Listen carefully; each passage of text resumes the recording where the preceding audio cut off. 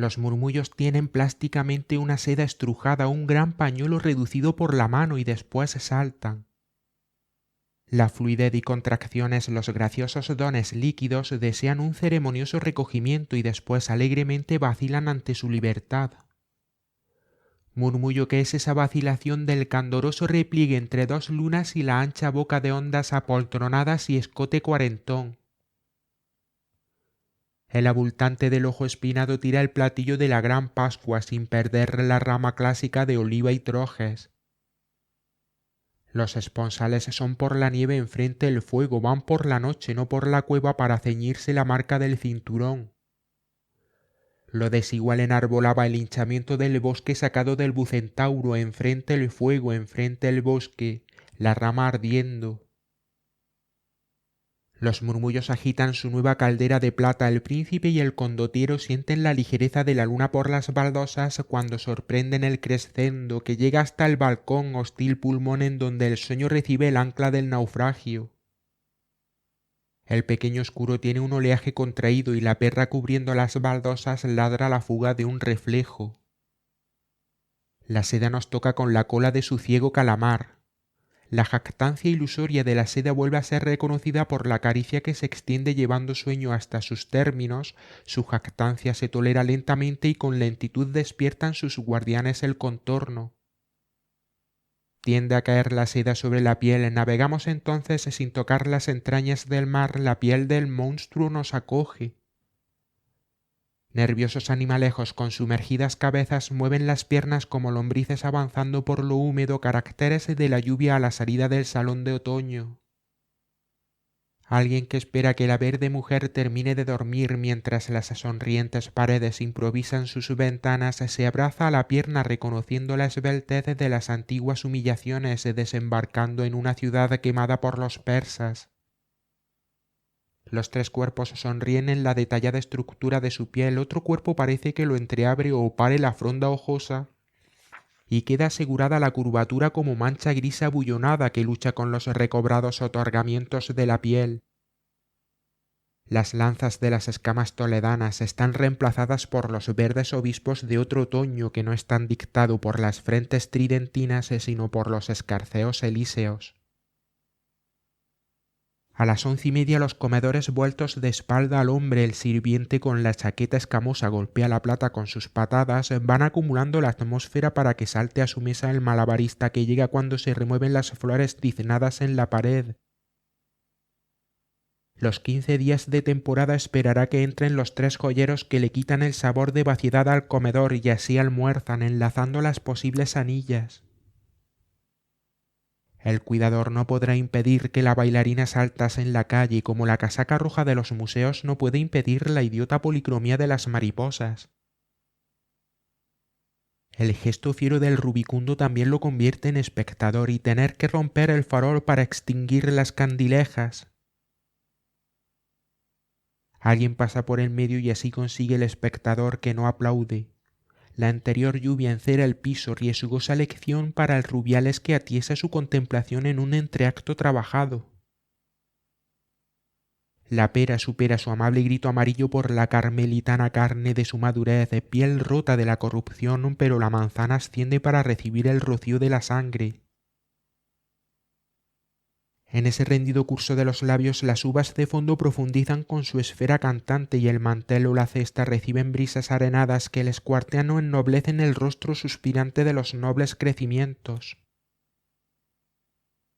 El cuerpo completo en su doctrina es el que escoge, se sumerge, cae o posesiona como la tierra posee el sentido curvo de su visión, los escalonados muros derruidos por la espiral de la mirada, pues no es el espacio sensibilizado sino la ocupación del temblor vaciado por un golpe el que inaugura las bodas del conocimiento, ya que el dolor del otro cuerpo es el que comenzó por un vaciado que recibe. La soberbia del paladeo sin su sentido se anega en la extensión. La aparición del sentido según se aleja de la línea del horizonte hacen en que el otro penetre en mí anegándome ijares de mi costado que mezclan la púrpura con las variantes de la piel.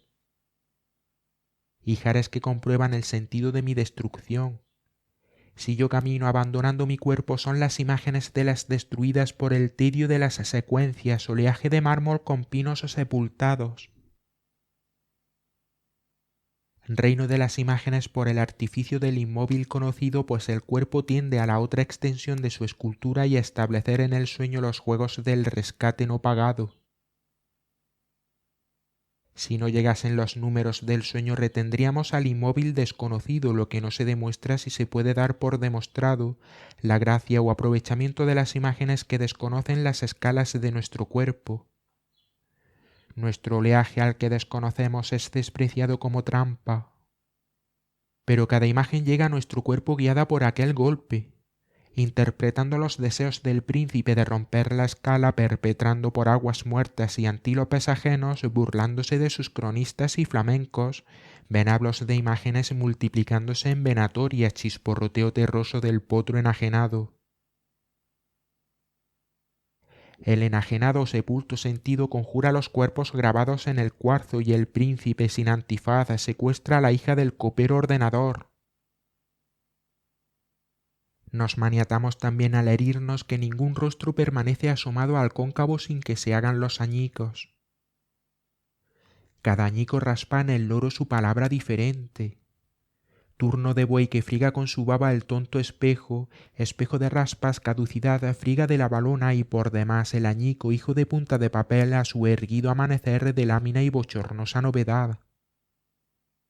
Pulpa sin los colores, reino albino del pedernal, secante soledad de la tinta del mascarón. El lánguido pedernal humedece la pulpa del carnaval cuando la plateada rueda acaricia los pétalos de hule y el sombrero de la domadora resuelve las mezclas de negro y azul. La corneta de los añicos convoca para la Navidad de las salamandras, agotado el fuego ríe la salamandra en su papada de amaranto. ¿Y cómo se hace esto? Pues yo no conocía a la mujer. El vegetal consentía en ser escarbado por las uñas de la luz. La copa de los árboles recibió el seme de la luz cognoscente y los dogmas de la luna brillaron sin pareja. No lo cubrió la mujer sino una sombra repleta. La carne de esa sombra, cubriéndonos, apretada al acrecentamiento de nuestro pecho, engendra la potencia del único acto visible. Solo le preocupa al ángel el sentido de nuestro despierto para la música. Si oye cuando los demás se transforman en doncella o en pez, el árbol visibiliza sus transformaciones ante la penetración de la música, la sombra carnal regalada por el vegetal nos transforma con la invisible lentitud del sueño. La raíz en lo húmedo de la mujer o del cuerpo extenso hacen las transformaciones indetenibles, las evaporaciones de nuestra porción son tan lentas como las del vegetal, y entonces saltan la doncella y el pez. No será imposible para el hijo toda palabra, pues la brisa penetra en el vegetal, pero la palabra penetra por el golpe. La brisa tiene que adquirir el color del ámbito del árbol y la voz persiste con la primera caída del enemigo. La palabra penetra por el costado con la hueste de la sombra del árbol, el golpe, no el soplo, es su diverso. El tropel va penetrando lentamente, pero las decisiones de la voz llegaron rápidas. Las imágenes proclaman nuestro cuerpo, caen en lo sucesivo o en la esfera, siempre en una voz que le prestó el centro de su aliento. Nuestro cuerpo llega a ser un obstáculo donde la lejanía se revuelve. Ay, nuestro cuerpo a horcajadas en otras imágenes que no eran para él, oscuro y musical impedimento penetra en la desolación, el soplo que transfigura a la hoja no es el que recibirá como terror.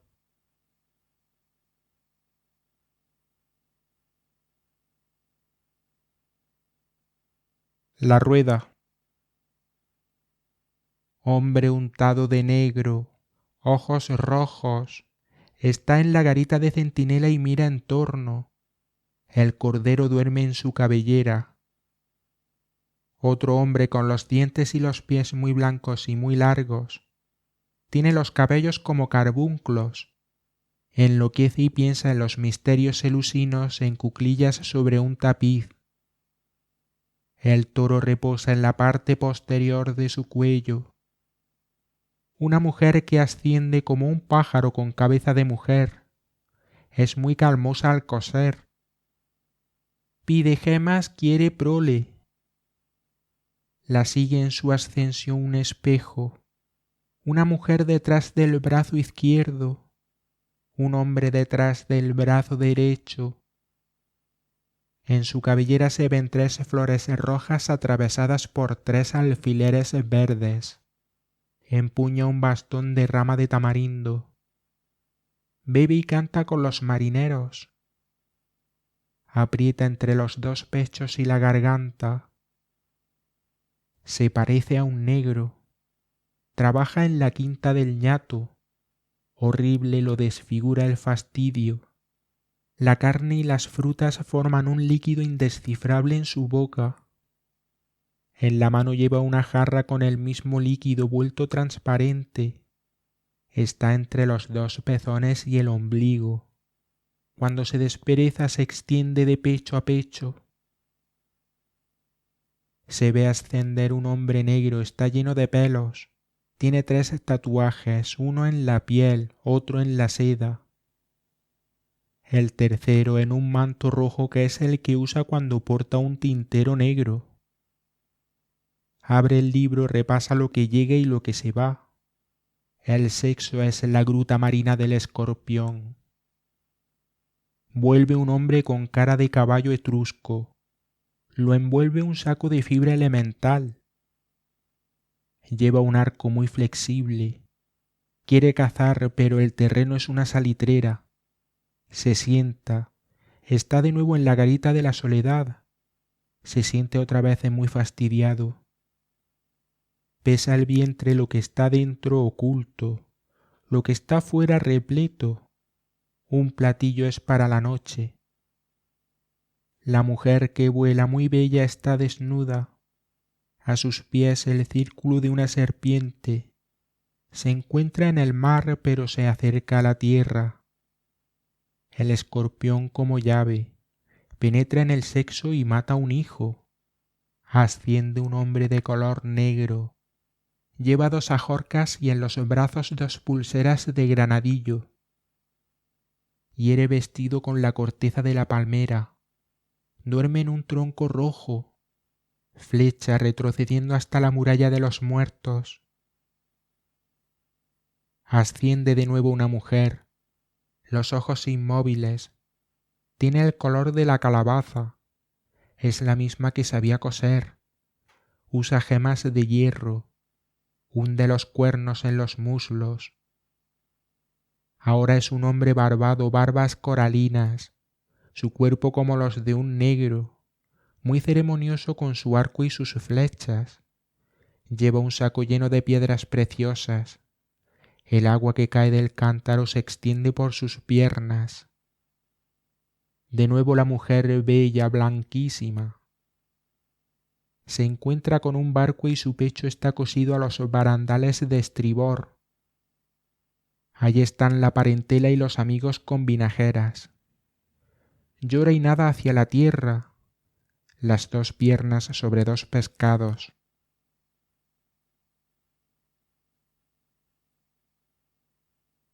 Los dados de medianoche.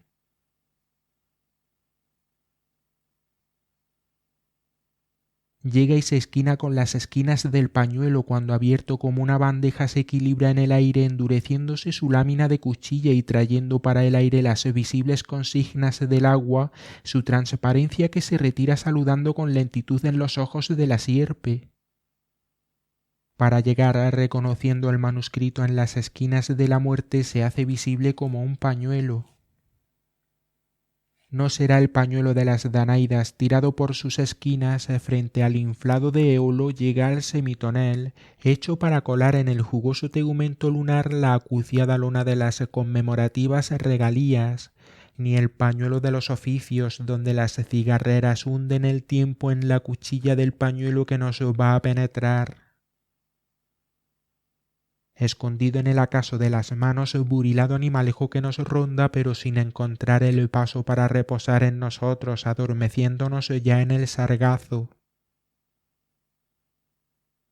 Su propicio secreto para penetrarnos cuando se despliega flotante transparencia abriendo brecha en cada poro y colocando en los dentros las adormideras que llevan su flor hasta la piel y allí sueltan, saltada por egipcios insectos, su fúnebre cabellera.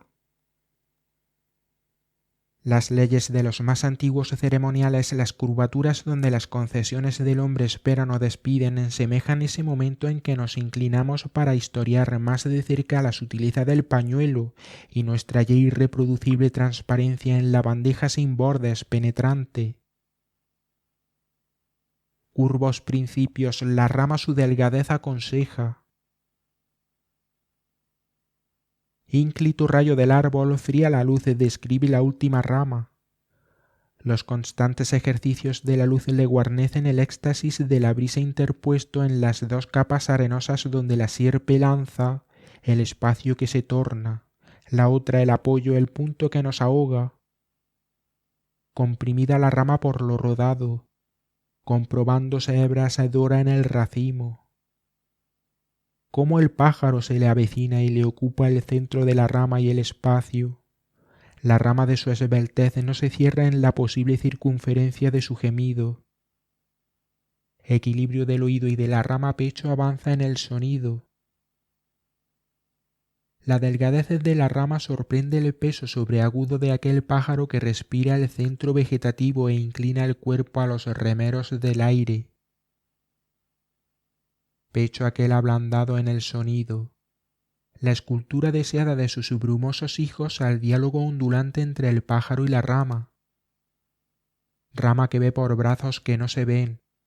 La caja que aspira el pájaro, transparente poliedro traspasado por los gemidos del hijo de su escultura, se alza sin ser mirada. Un punto de ese cuadrado apoyado en la punta de la rama, caja que incorpora la resistencia aspirada, sopla, vuelve ya por su recuerdo a su espejo original el pecho de aquella agua. La diagonal de la caja por el pájaro aspirada, la rama su apoyatura sumergida descubriendo cuerpo nuevo que es un ámbito con nuevas leyes de equilibrados remeros, secretos del expandido sombra en agua. Buscando la increada forma del logos de la imaginación, las serenas provocaciones del pájaro cuando se detiene y queda suspendido o la pesadumbre del pájaro apoyada en la punta de la rama sin doblegarla, me encontré con los sentidos necesarios para demostrar los axiomas, pues hay cosas que nos reclaman la caída de su demostración aunque se nos diga que el paredón de los axiomas no necesita consumirse en su plomada. Si demostramos que el pájaro rueda por dentro sudado de aire lanzado con despreocupación en la medalla de su éxtasis, y que ese dado le crea por fuera de su cuerpo su centro de resistencia y que la punta de la rama refuerza su impenetrable burlándose de la gravedad o la llamada y de la necesidad que tiene el pájaro de demostrar sus axiomas. En la carrera o el rapto los jóvenes deciden el ademán, los gimnastas redondean en el hastío la brusquedad de sus ejercicios. El raptor se despide con el artificio del guante y el iluso definidor entreabre sus bisagras, conversa como si escuchara su sombra por debajo de las aguas y niega el cuerpo y el reverso de la luz, parece contemplar las respuestas que lo niegan o las liras que lo comentan. Oh Charmides, cierra la opulenta justicia de tus túnicas. En las interrumpidas reclamaciones del vino, cuando la falsedad de la furia se ofrece sin resguardo, las venillas que renunciaron a la oscura oportunidad de los símiles cambiaban cifras con las hojas. Sus cuerpos desdeñosos del compás pueden adquirir el orgullo del canto o la fragancia del arco de sus espaldas. Riéndose de las pausas de la armonía, crean las generosas y nuevas vicisitudes de la danza. Cuando reaparecen afirman que la bondad es un gesto que se alzó de su escultura, pues ha consentido que los que fluyen y los dialécticos burilen sus comentarios sobre las nuevas formas adquiridas por los teoremas de sus cuerpos y sus saltos. Sus rupturas, campanillas de aguas nocherniegas, encuentran la soldadura del método de la serpiente, y la claridad de los comienzos de cada uno de sus ademanes terminan con el misterio órfico de la constelación suavemente irradiante de sus cuerpos. Los deslizados que quieren acogerse a la sutileza de los saltos o para proyectarlos en la pared de sus cámaras para definir y escamar cuando les cae por dentro que la consistencia es la unidad sin radiaciones y que el lleno de la composición es la cifra del bárbaro.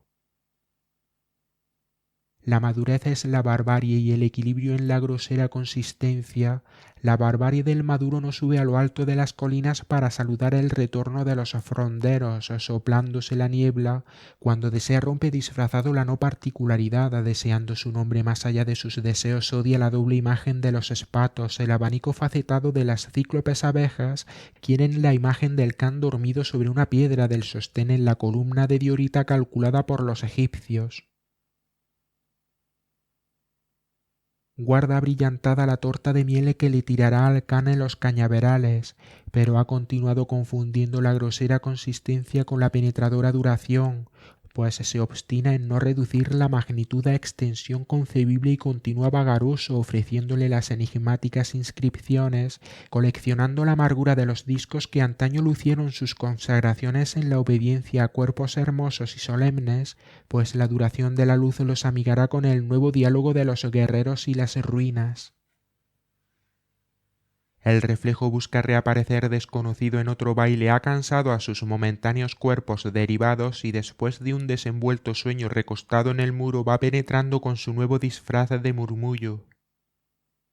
El reflejo busca reaparecer desconocido en otro baile, ha cansado a sus momentáneos cuerpos derivados y después de un desenvuelto sueño recostado en el muro va penetrando con su nuevo disfraz de murmullo. El murmullo concentra el reflejo para huir y el reflejo queda como el murmullo en la mirada. El descorchado leve frenesí que pregunta en el manteo de los mercados con la semiluna que enloqueció las 5 puertas que se derramaron como copas ante la aulladora generosidad de los mancebos. Cuando la caballería colgaba los peludos cuernos de las tiendas en las decisiones hirvientes de la mañana para la pelea, los centinelas encontraban su temblor para la inapropiada cualidad de corrompidos reflejos que asistían para igualarlos a los fugados.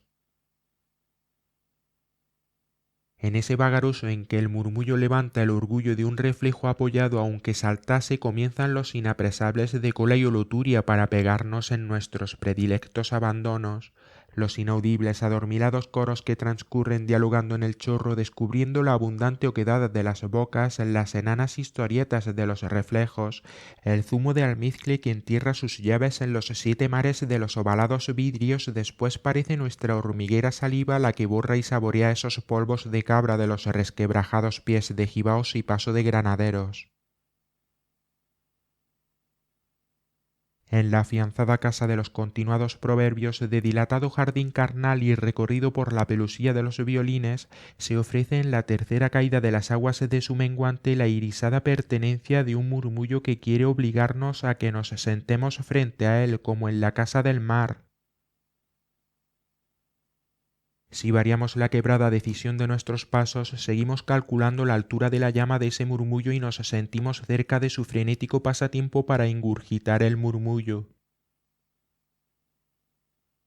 Cuando el reflejo se fija o concluye en la posta que viene con sobrante lunar a preguntar en la casa, el murmullo en la ceñidora del caldero salta mordido por la pimienta del remolino. El murmullo de aguas en la tapa afinca los reflejos de la calculada osamenta llevando la guardia a la esquina donde se encuentra el murmullo y el reflejo. El terror parece alzarse en esa coincidencia en que se oye el deslizamiento del reflejo y el murmullo disfrazado de la llama juega su carne y su trazado oscilante, cuando el murmullo se sumerge y el reflejo cobra su tricornio de arlequín, el terror perdido su apoyatura tonelete, el transparente disfraz de sus símbolos comienza inseparable andariego enloquecido. El brindis del pescado sigue el mismo cordaje, la ligera curva fácil del mayordomo para sacar sonoridades a la curva del comedor y los galoneados festivos emperadores.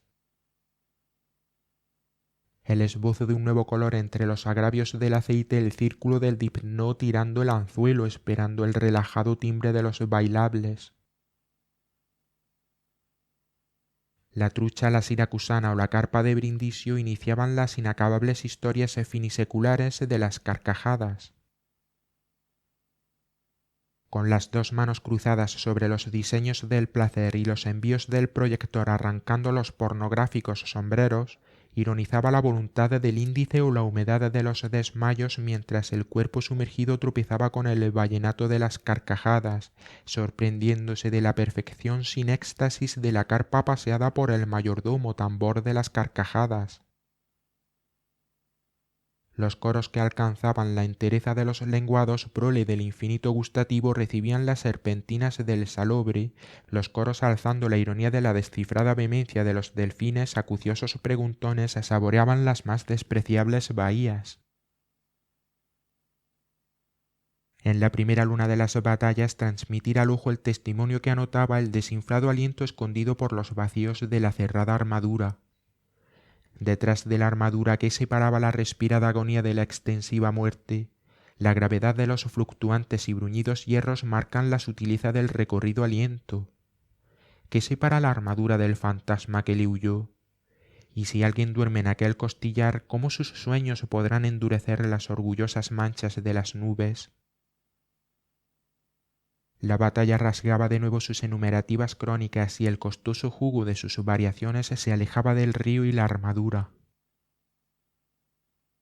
La armadura de la muerte que ocupaba el primer término de la composición, el testimonio del sobreviviente solo registra la destreza de la composición y el sitio donde la armadura recibe los más historiados reflejos, abre la puerta del instante entrañado en el cristal extraído de cenagosas corrientes y de los acuchillados saltos de la sangre innominada. Recostada la armadura en bruscos sacos arenosos, se ve la muerte como desinfladura, el pellejo recostado en la armadura adhiriéndose como tierra costera. Como le pesa más el hombro izquierdo, allí está enredado en la reja de sus pies el idiota. Vuelve a su abecedario desleído agua con hilachas mareosas y cáscaras sedosas. El idiota está dañado, se entrega empujando al revés a los merengues corporales, babea sobre el palus impudicus, babea sobre los manchones de la retrasada tosferina, babea sobre las tumultuosas enmiendas de la plana.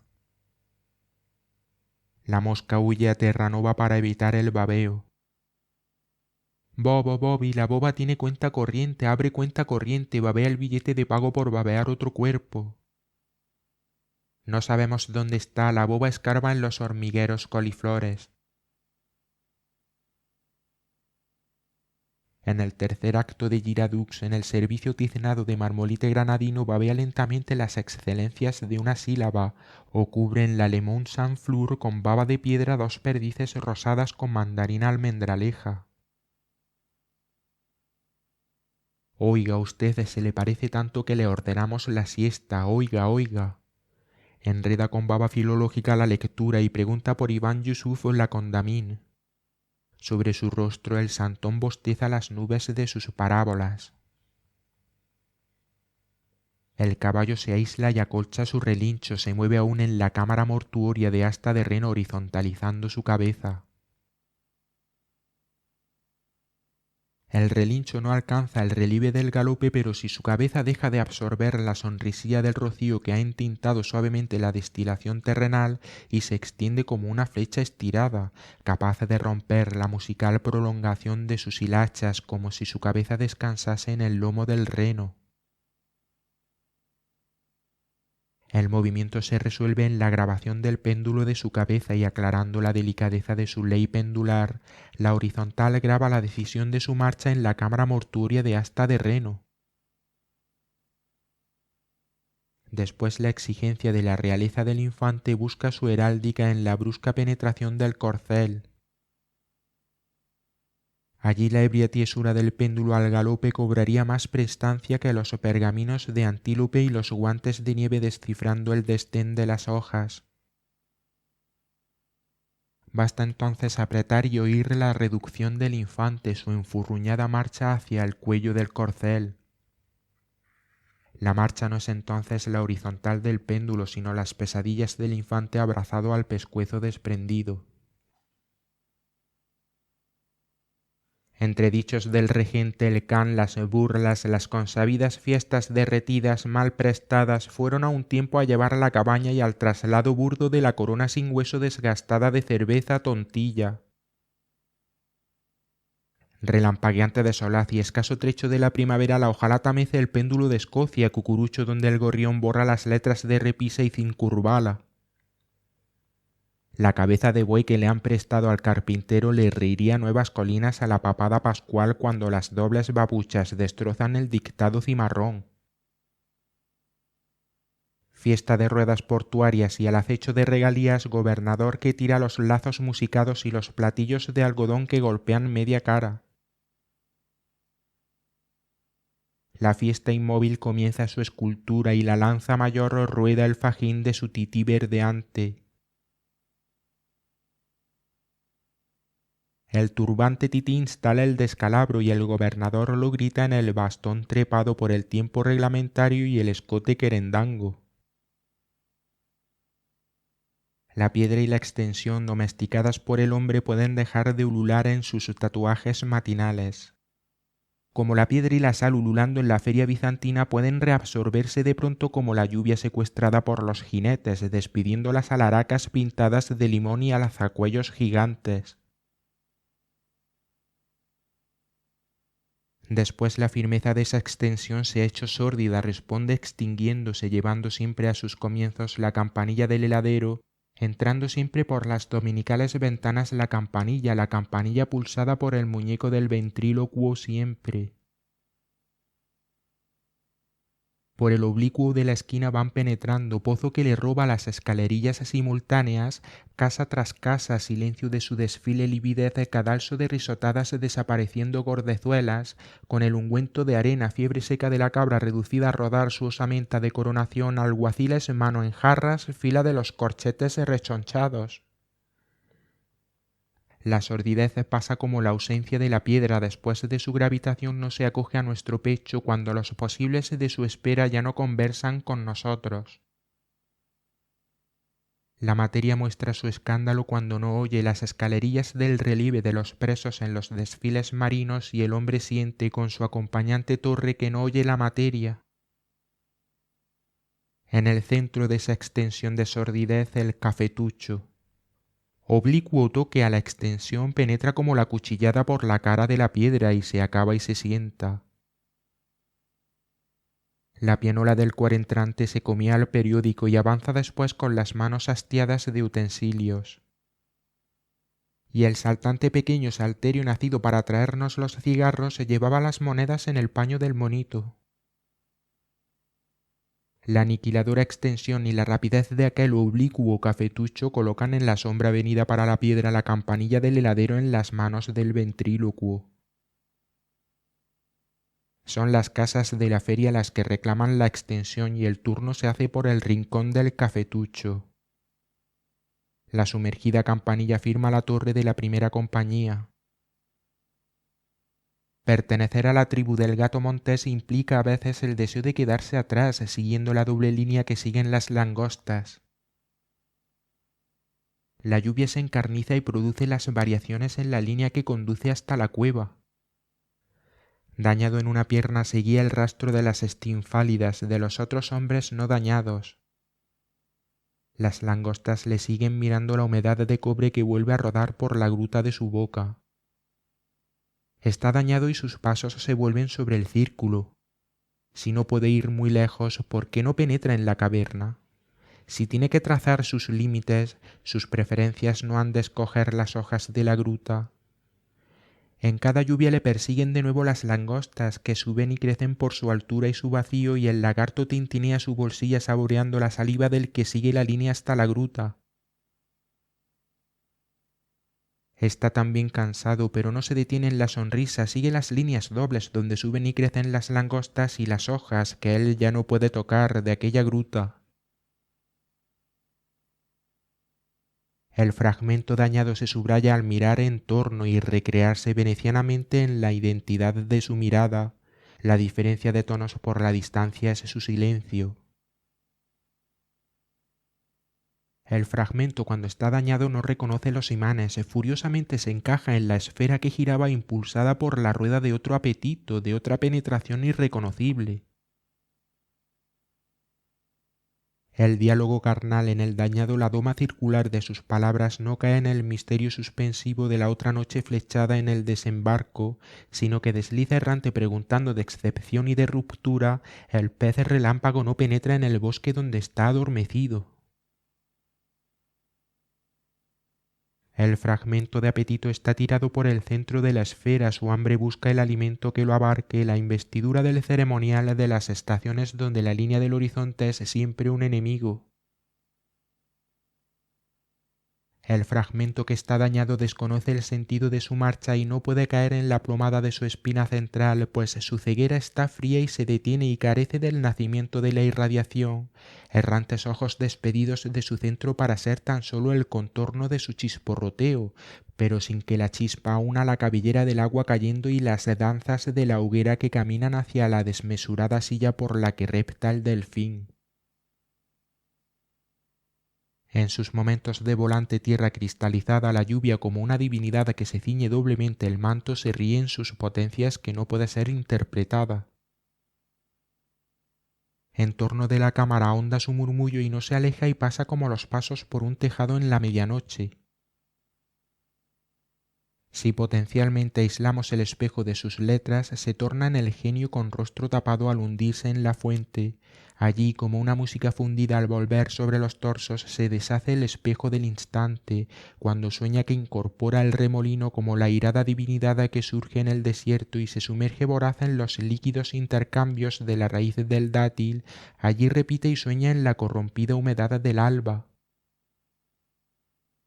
Venablera del tablón roedor, colabora en la clásica definición de las naranjas, espera el matinal sin patos de los sentidos. Las sabiondas gotas escarban en los poros, bañan a los sentados dioses del paladeo, levantan en sus agrupadas definiciones los tejados. La aguja del trireme interpreta el remolino y sus cobres astillan lo estelar.